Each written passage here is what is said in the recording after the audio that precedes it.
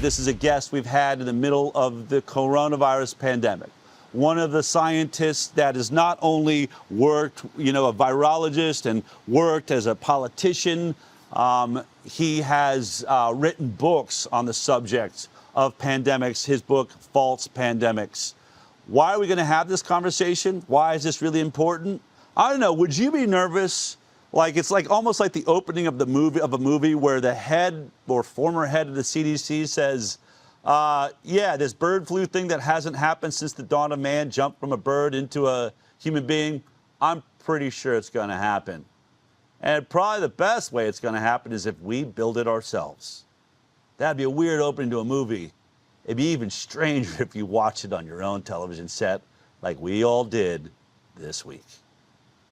Could we be on the verge of another pandemic, and one that could be even worse than the one caused by coronavirus? This time it could actually be bird flu. Former CDC Director Robert Redfield, who helped oversee our country's response to COVID, says it is definitely time to take this more seriously. Yes, Brian, I really do think it's very likely that we will at some time, it's not a question of if, it's more of a question of when, we will have a bird flu pandemic.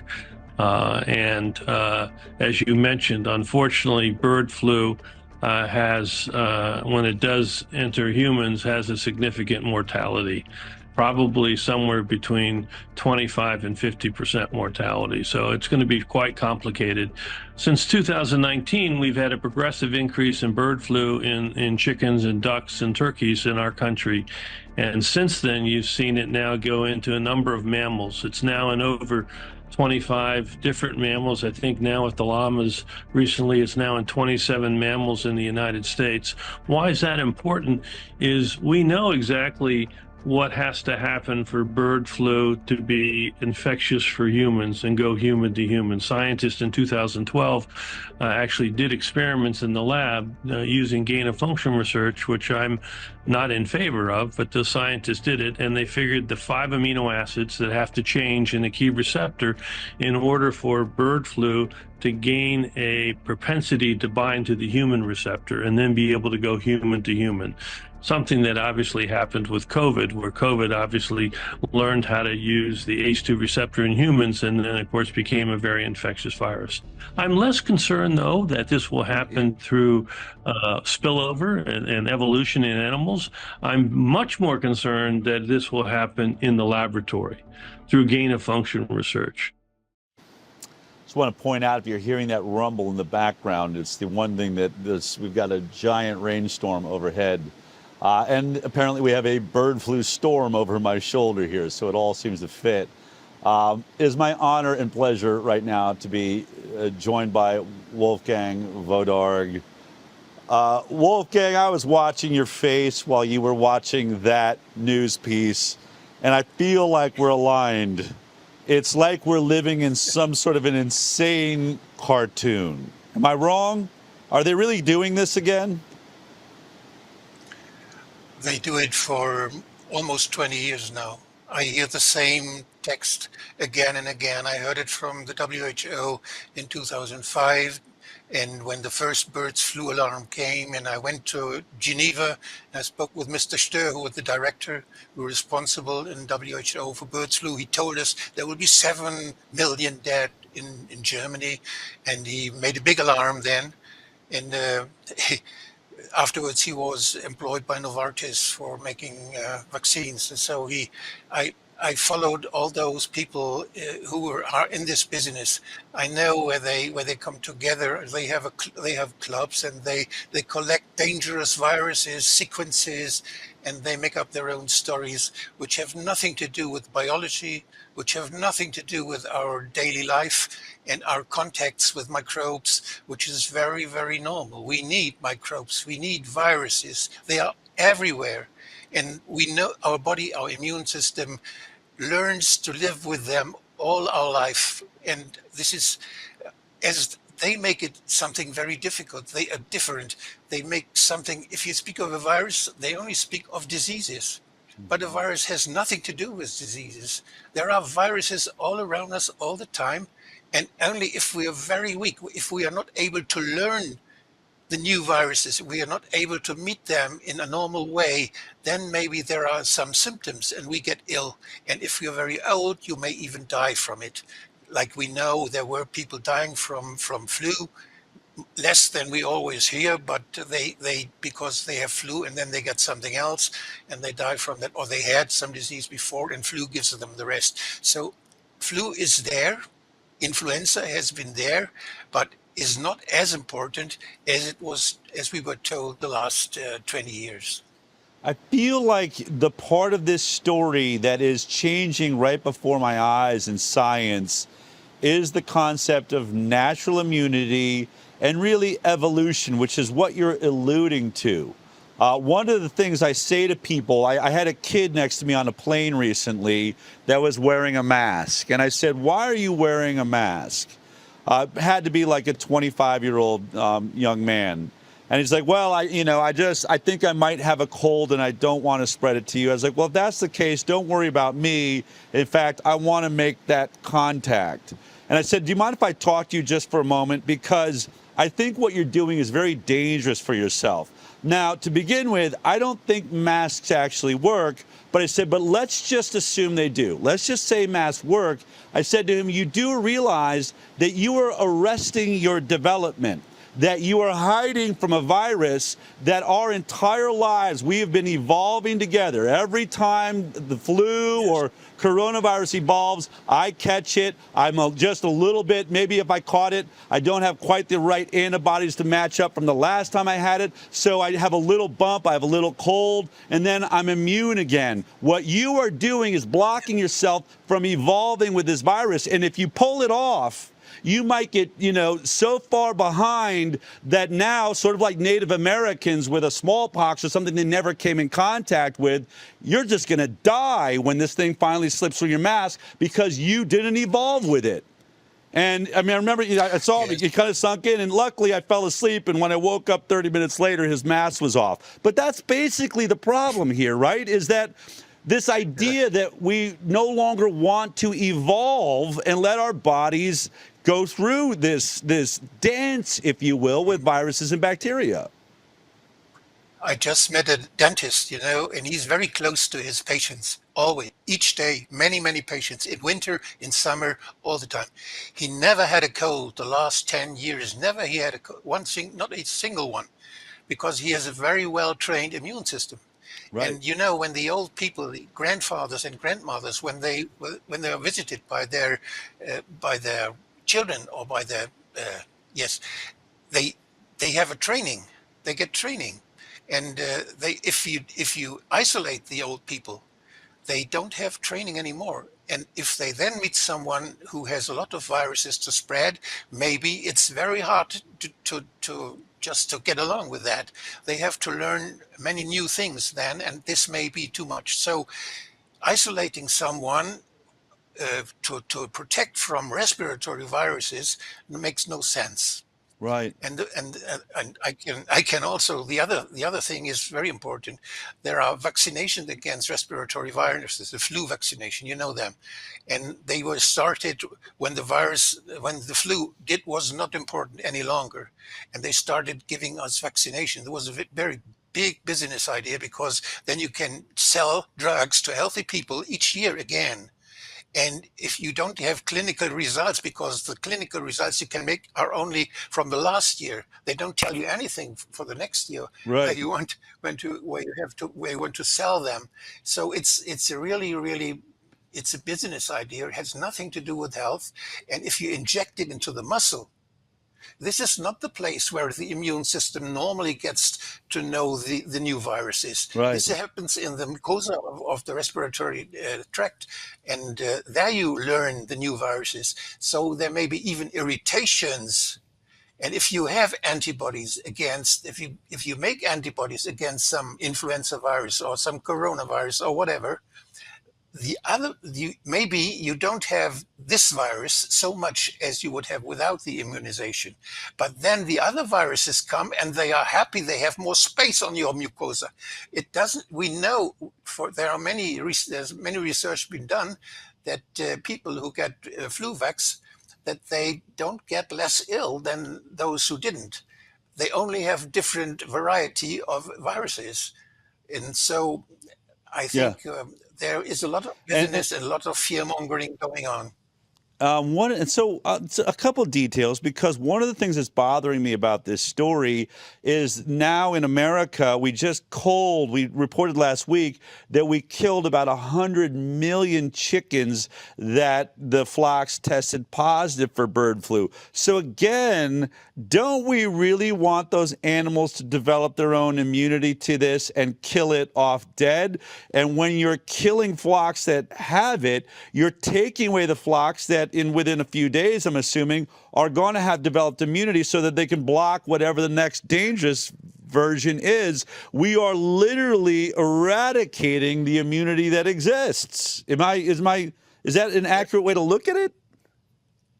Yeah, there is one thing, that factory farming provides a good breeding ground for Mm. all kinds of microorganisms. And under this condition, they multiply much faster than in nature. Ah, Small farms are much and have much smaller risks for an outbreak of infections. So this is what they don't want to hear. You know, right. they all want to make us buy from big firms, and they tell us we control it and we know what happens there because they have their own veterinaries. Yes, but it's much more. It's much more risk for the cattle and for the chicken, who are kept in such unnatural conditions. Mm. And I would be much more in favor if we had many farmers who have not so big stables, and Yeah. who have their cattle, have their chicken, and who live healthy.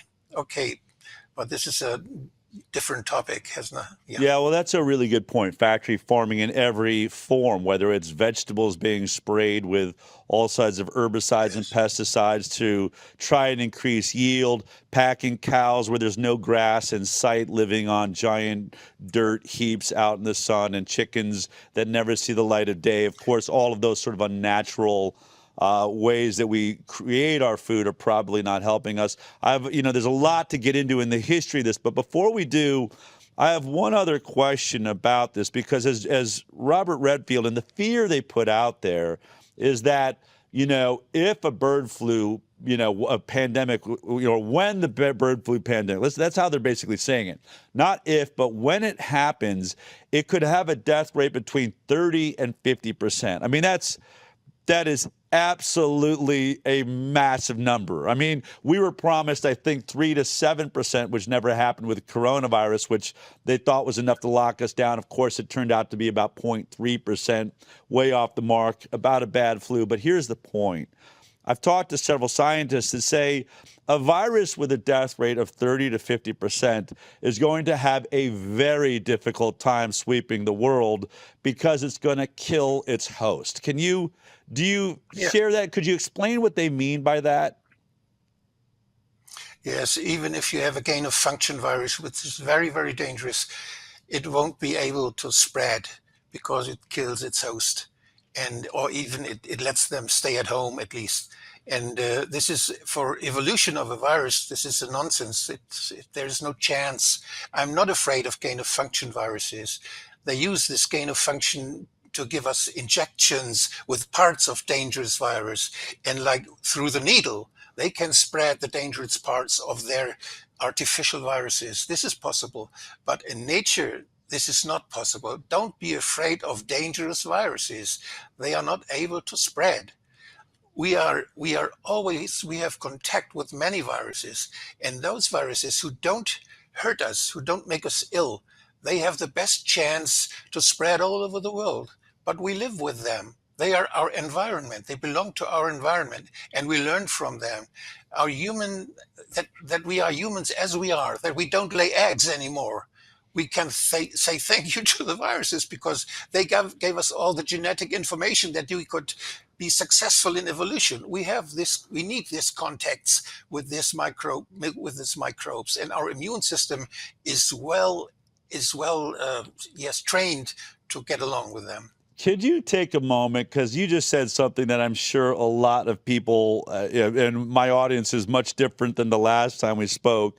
we don't lay eggs anymore. I actually do remember discussing this before, but quickly, what did a virus have to do with, the human species, mammals not laying eggs? How did that work again? When we have contacts with viruses, each virus is a package with genetic information. And sometimes this genetic information we meet in nature is stored in our genome. It's transcribed into our genome. And if it's good for us in evolution, we keep it. And and our body can use it, and it makes us stronger. And in our genome, you find many old viruses, the rests of old viruses. You can find them everywhere. There's a lot of research done on that. And whether those parts of our genome are used or are not used, this has to do with epigenetic processes, and this is very complicated. It has to do with many things which are not genetic, but which have to do with how we live and how we are stressed and what we do and so on. So how did we go from leg A-ing through a virus into carrying the child in a womb? Yes, there was some virus that was able to make the cells of the uterus, the internal cells of the uterus, the mucosa, tolerate a strange tissue, because the embryo has a different tissue than the mother has, a type of tissue, and there has to be some tolerance, and this tolerance was learned it was transported by viruses into the human being. Wow, so they didn't have to protect it outside the body any longer in a shell. It's really, I mean, Yes. such fascinating. I've one of my favorite things in the work that we've done is how interesting all this science is. All right, I want to talk about your book then, really. You've looked at these sort of, fake pandemics. I feel like we all in coronavirus thought, well, this one isn't real, the other ones were, but now they're using this fear to create a fake pandemic. Many of the people watching this show, I believe, whether or not, I mean, I want to be careful to say, I believe, and there'll be some people who will argue even that watch this, that there was a coronavirus. I do believe it was deadly for a very small, specific group of people above the age of 70 or 80 that had other real susceptibilities, diabetes being a huge one, heart disease, things like that. So it did exist. It did, I guess, by the words pandemic, it did sort of cross borders and a lot of people caught it. It wasn't the deadly thing that it was promised to be, but a pandemic happened. Well, do you agree with that? That's my version. Do you agree with that? Like, push back if I'm wrong. Not at all. Okay. Not at all. No, because there is no pandemic, which is only killing people in New York, as it did in April in 2020. Okay. Why didn't nobody? They didn't die in San Francisco. If you see just the numbers of the people who died in a hospital, there were many people dying in New York hospitals, but they didn't in San Francisco at the same time. And if you know how many people travel from one place to the other and how 200 persons in each plane, and there are thousands and millions of people each day traveling around the world, it's not possible that you only have a pandemic in northern Italy, in New York, in Madrid. It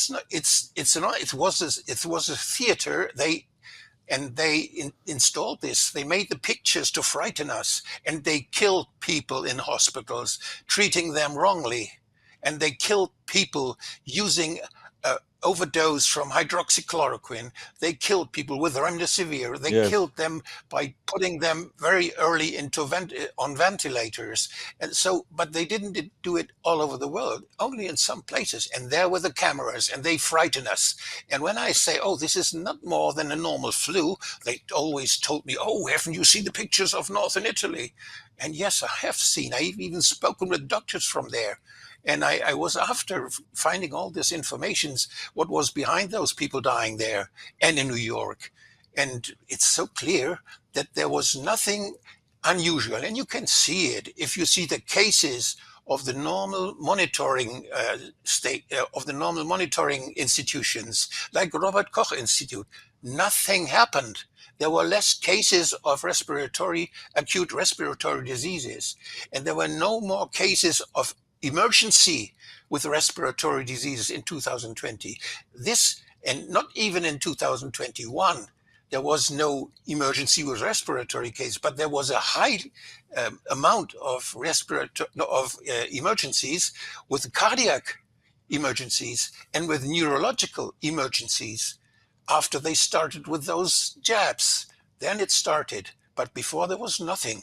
So I didn't see any epidemiological evidence for some virus which was dangerous, more dangerous than any virus before in the flu seasons. And the other thing is that they only made the PCR test. They have forgotten to test the other viruses. They just didn't do it. You may have fever, you may have a cough, you may have even a pneumonia, and the PCR test for COVID is positive. But it's not that. It's only the PCR test. You are ill because you have an influenza, but nobody looks at it anymore. Right. This is what happened all the time. Well, that was that weird phenomenon that there was no flu, right? That was all that they were saying coronavirus seems to have erased the flu. Yes. You only find what you're looking for. And this is what they do now. You know, if you are a farmer now, you have a farm, you have cattle, and they come for your cows to make a PCR test, I say beware of them. Get rid of them as soon as possible. They may even carry those molecules that they're looking for with a PCR test on their clothes because they come from another stable and they come from a chicken place or something. You know, if your cows are healthy and you don't see any sign of a disease, don't let them do a PCR test. It's nonsense. The PCR test was invented for clean room controlling, clean room, with no molecules at all. And Karimali, he invented it for that. And it was not invented to find some disease or to distinguish the diseases. As a last, you can use the PCR when you have a diagnosis and when you want to know some subtype of the germ you're looking for, of the microbe you're looking for. If you know already what's going on, then it may give you some information which is useful. But if you're looking for cases for some disease, the PCR test is a lie, is a big betrayal, and we should not allow it to be done anymore for this purpose. It should not be allowed to look for cases. It's a medical sin, a very big sin, and all the doctors who follow this advice and who use a PCR test to find cases, they do wrong. They frighten people. It's not necessary. And all those consequences from the administration coming afterwards, it's horrible what they do. Don't use PCR tests for finding cases. Look whether the people or whether the cattle or whether there is some big cases of illness, and then you can find out the differential diagnosis and you make a real diagnosis. You look for all germs possible and you look for intoxication, which is possible also as a reason. And then you can use a PCR test at the end perhaps to find out the details, but not for looking for cases. This is just a big, big betrayal, and we already get a little bit used to it because they did it with the birds flu. They started it with the birds flu in 2005. Yeah. Then already with Mr. Drosten, he started it with SARS-1. SARS-1 was detected by a PCR test. Before, the Chinese didn't know which microbes it might have been. But then Mr. Drosten came with his PCR test and said, it is SARS-1. I have a question. Where was SARS-1 all those 20 years in between? Where were those beta coronaviruses? Or did they just vanish? Did they just disappear? Right. Nobody was looking for them anymore. It's just a story. It was a story with SARS-1. It was a story with the birds flu 1. It was a story with the swine flu. It's always the same. And I'm almost laughing, because they always use a PCR test. I have a picture in my slides where you see the skin of ill people. Can you show this? Do we have the slide with the skin? Let's see if we can bring that up. There we go. Is that? I have it because it's a quiz. Is it the Mpox? Can you see that? We've got yes. Yes, and my question is, which of them are Oh, mpox, which one of them monkeypox? is? Or let me see. Which one is the empire? I mean, uh, This is six photos from the British Health yeah, Service, yeah, and I could use them. But which one is the monkeypox? yeah. I wouldn't know. I can tell. I can tell you each of them if the PCR test is positive. Oh, yeah, they That's all it. are. Got it. No, there are so many different reasons why they have such skin diseases. But if the PCR test is positive, for sure they say it's monkeypox. This is how it goes. Wow. Um, so then what, how is it? Here's the problem you have is then people say, so it's a giant lie, story, fraud. Why do so many doctors go along with it? So many scientists going along with it. My question to you would be, and like Robert Redfield's there, he's been somewhat honest about parts of it. Do they believe it? I mean, is are they just lying to themselves? Or do they know what they're doing? Is everyone a cog in this giant lie? Or is it they hand you a test that tells you what you think you're seeing and everyone's in a, in a matrix, if you will? If you do something wrong, it's very difficult to find out that you do something wrong when your success and when your income is dependent on that you don't Ah, see it. right, right. If you I won't think get, is you that won't have a Upton career. Sinclair, right? Said that something like that. Like it's hard Yes, to convince someone that's yes, made a mistake yes, if recognizing it would have an effect on their salary. exactly. Yeah, It has to do with your career. It has to do with the money you earn, and they have learned from the first time they did it with SARS one. They didn't try out to spread it so much, but then with the bird flu they already tried. Mr. Rumsfeld, he earned a lot of money with that. And yeah, then with the swine flu, there was Glaxo, there was Novartis, they were all producing vaccines already. But the doctors didn't use the vaccines so much. In Germany, they bought more than 60, they ordered 60 million doses, but the doctors only used 4 million. So the doctors were skeptic. There was a discussion still. And in the yeah. meantime, they have learned how to persuade the doctors to follow them. They have occupied many of the publication organs of Right. medical of science. You know, Well, I I mean, just when I saw think an about it, advertising. you could take any. I could make up, right. And so I guess to your point, I could make up and say people are dying of a cold right now or RSV. Here's what we do: we got to get you in the hospital. We got to test you. If you test positive, you need to go on a Yes, ventilator. We need to give you a yes, deadly failed cancer drug or Ebola drug. I think it was remdesivir. And look, at 9 out of 10 of you are dying. I mean, that's basically yes. what happened. This this is how they can do it. And you can, if you invent something, some new story like that, it is not a new story. It has always been the same like that. They always did it like that. It's so has They there ever been didn't a do real it. pandemic? Has there been a real pandemic in your mind since you wrote the book? No, no. There were weak people in the Second World War. The people had bad conditions in Europe and everywhere where the war was. And now, still in those regions where people are hungry, where they don't have good, where they don't have good apartments and where they don't have good food, they have a weak immune system, and many people can die and starve, and they are more apt to get infection, much more, and they die much more from infections. But in Europe after 1950 or 1960, we were all so healthy. We had enough food. We had too much food even. But you know that even the diseases of children, they were gone. They had no complications anymore. If you got measles or if you got some children Right. diseases, there were no complications anymore. And then they started giving us the vaccines and advising us when they said, yes, it's the vaccine. We have had big victory and we fought the disease, but they didn't. The disease was gone when we had a good life. And they were just earning money with this fear mongering, and they are still doing it, and they make it more and more perfect. And I saw an advertising of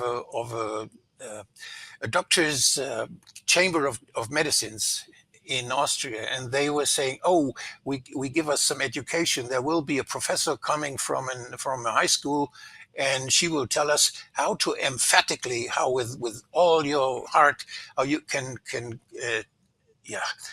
tell the people that they really need vaccines." And this teacher there, I looked where she published, and she published in some journals which were owned by some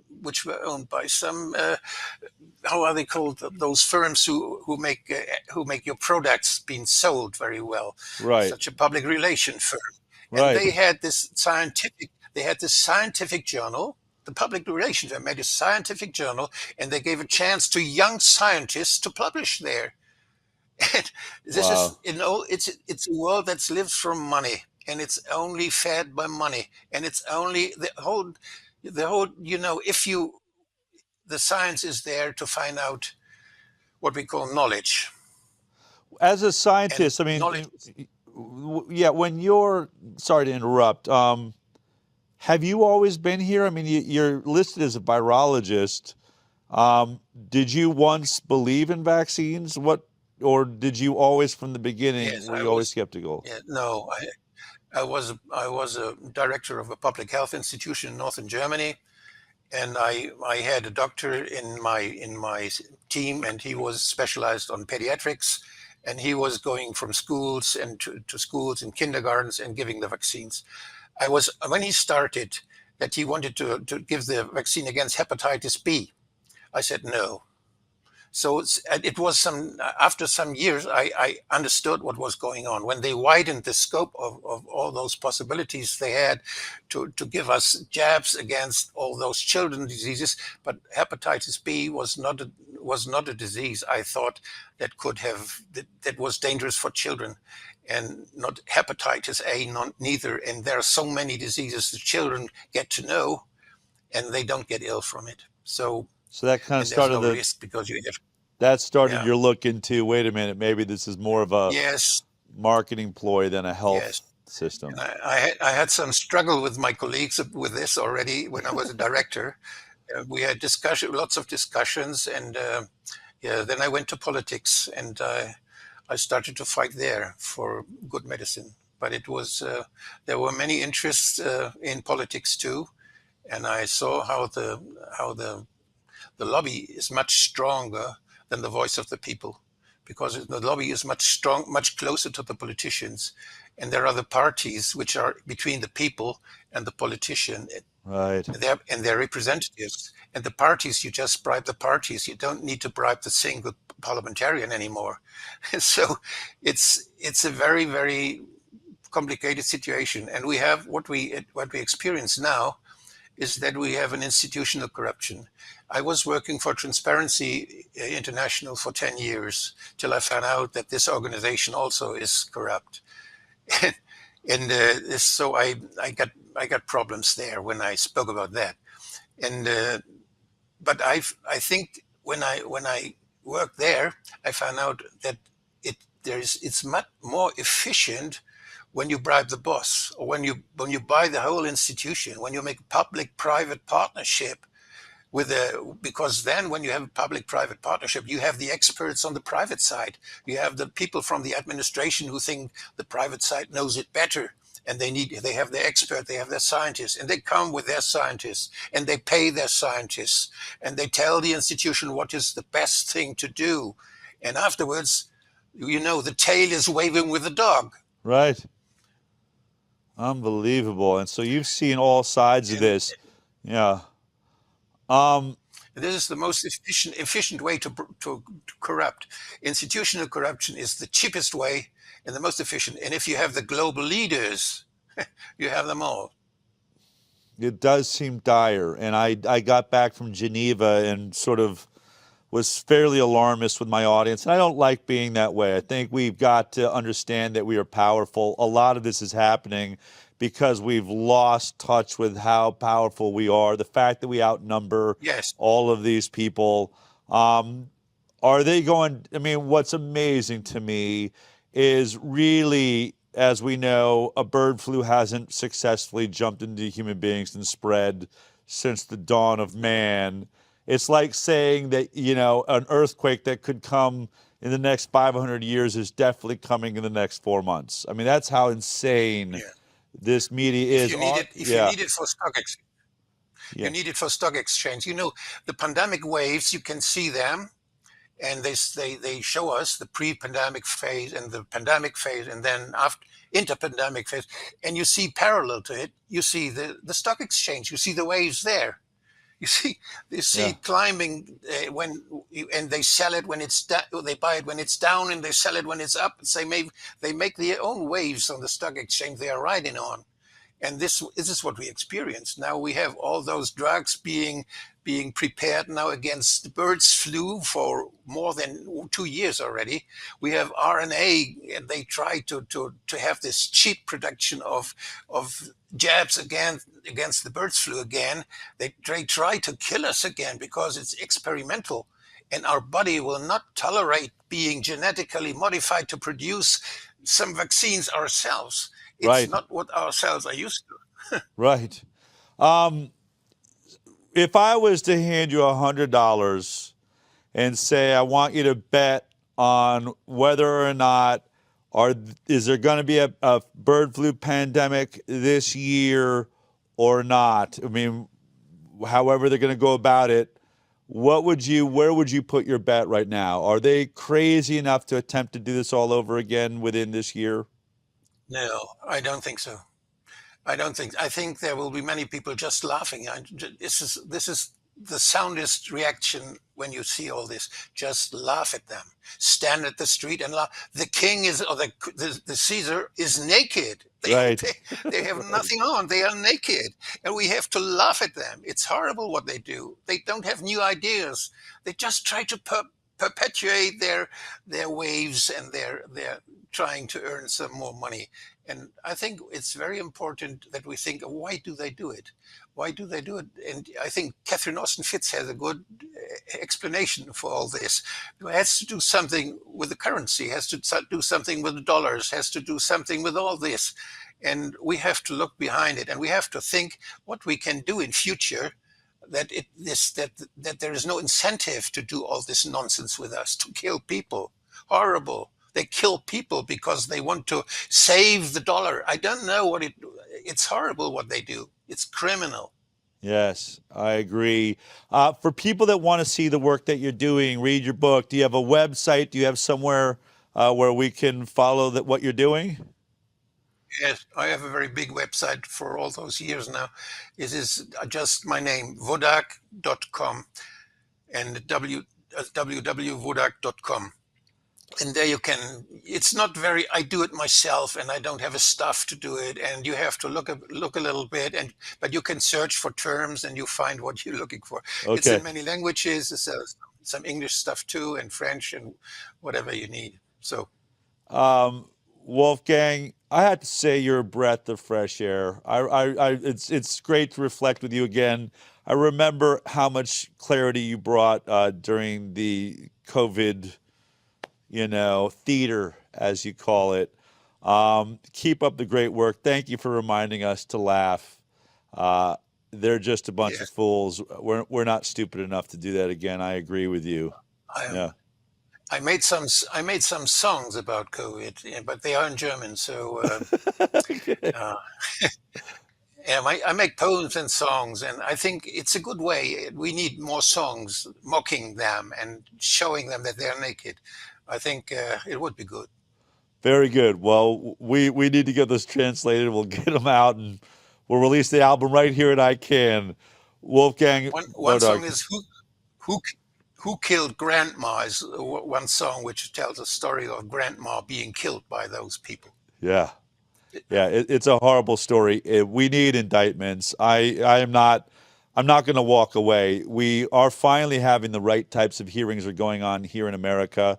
I'm concerned that the wrong person elected here in America could shut down those hearings, because I think we do have enough politicians starting to wake up. We've had over 25 attorney generals speaking out against the WHO, the WEF, on that front, does that mean just really, I know I was going to let you go, but the WHO, boy, they seem to be trying to grab a lot of power right now with these treaties and everything. What are your thoughts on WHO right now? What do we do? Uh, they were made a very important institution because they set norms in medicine. They even define the diseases we speak about. All diseases we deal with are defined by WHO with the ICD. And if they just define a new disease like they did with COVID-19, they said this is COVID-19 is the case when the PCR test is positive. This is COVID-19 virus identified. And they even made a definition, COVID-19 virus not identified, when you had some snotty nose and you had contact with someone where the PCR test was positive. This was made by WHO, and those cases they defined were counted all the time.